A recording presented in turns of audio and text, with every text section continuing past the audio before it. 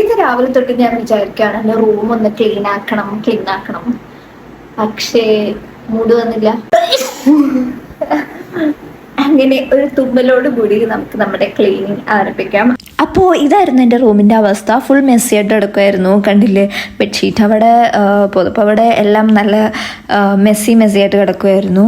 അങ്ങനെ അലക്കിയ കുറേ തുണി ചെയറിലുണ്ടായിരുന്നു, അതെനിക്ക് മടക്കി വെക്കാനുണ്ടായിരുന്നു. അങ്ങനെ കുറേ പണികളുണ്ടായിരുന്നു. അപ്പം ദേ അവിടെ പൊടി കിടക്കുന്നുണ്ടായിരുന്നു, അപ്പുറത്ത് പൊടി കിടക്കുന്നുണ്ടായിരുന്നു. അങ്ങനെ അതെല്ലാം തൂത്ത് വൃത്തിയാക്കണം. അപ്പോൾ നമുക്ക് തുടങ്ങാം.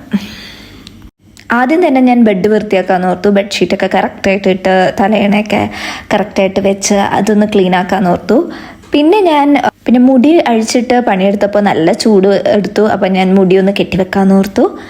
അലക്കിയിടുന്ന തുണിയെല്ലാം അമ്മ കസേരയിൽ കൊണ്ടിടുമായിരുന്നു. അപ്പം ഞാനത് പിന്നെ ആവട്ടെ എന്ന് പറഞ്ഞ് മടക്കാനിടുമായിരുന്നു. അറ്റ് ലാസ്റ്റ് ഞാൻ എൻ്റെ മടി മാറ്റി വെച്ചതെല്ലാം മടക്കി നല്ല ഭദ്രമായി എൻ്റെ അലമാരിയിൽ വെച്ചിട്ടുണ്ട്. അടുത്തത് എനിക്ക് എൻ്റെ ലാപ്ടോപ്പ് ടേബിൾ ഒന്ന് ക്ലീൻ ആക്കണമായിരുന്നു. അതിൽ ഫുൾ ബുക്കും എല്ലാം ഡിസോർഡറായിട്ട് കിടക്കുമായിരുന്നു.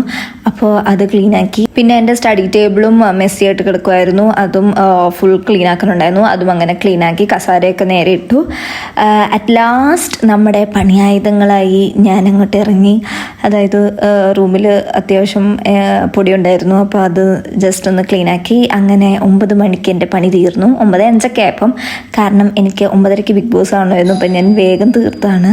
ലാസ്റ്റ് എൻ്റെ റൂമിൻ്റെ ഓവർവ്യൂ ഞാൻ കാണിച്ചു തരാം. എന്ത് രസമാണ് ഞാൻ ക്ലീനാക്കിയതെന്ന് കാണാനാണ് എൻ്റെ മനസ്സിൽ.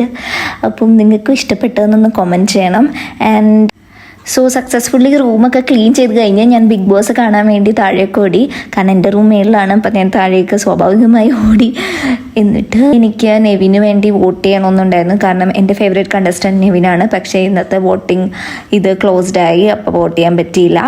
അങ്ങനെ ബിഗ് ബോസ് ഞാൻ കാണാൻ തുടങ്ങി. അപ്പം ആദ്യം തന്നെ അവർ കാണിച്ചത് ബിഗ് ബോസിന് കഴിയാനൊക്കെ 9 ദിവസം കൂടി ഉള്ളൂ. വിശ്വസിക്കാൻ പറ്റുന്നില്ല, വേഗം ദിവസങ്ങൾ പോയ പോലെ.